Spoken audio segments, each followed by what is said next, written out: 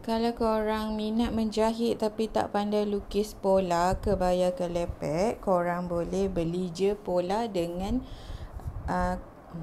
kalau korang minat menjahit tapi tak pandai lukis pola, okey.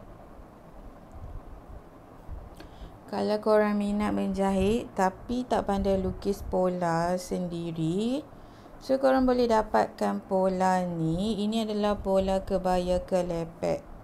Pola kebaya kelepek saya ni senang, mudah je.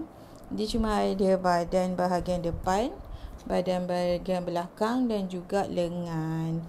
Okey, pola kebaya kelepek ni dia labuh sampai punggung sahaja. Lepas tu dekat pola saya ni sudah ada instruction dan line guideline. Okey, kalau korang tengok ni, ni bust line, ni garisan waistline, ni garisan hip line.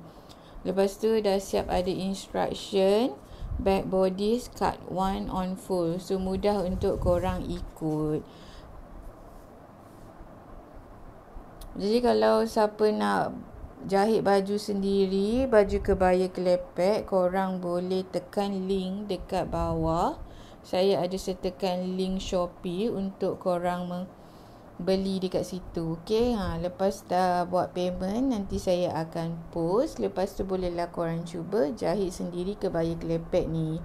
Dah ramai dah yang cuba jahit baju sendiri, memang berjaya menggunakan pola kebaya kelepek yang ni.